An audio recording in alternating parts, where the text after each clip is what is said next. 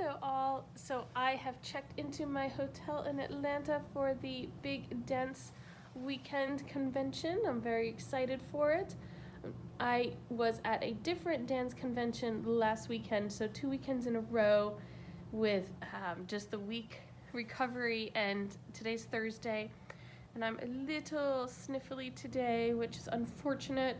So I have to skip my favorite dance night, which is actually Thursday night of the dance convention, the first night, because I don't want to be even slightly mildly sniffy and be in the fault of someone else getting mildly sniffy. So sniffly. So anyway, you guys have a wonderful night, and I hope I can be dancing tomorrow.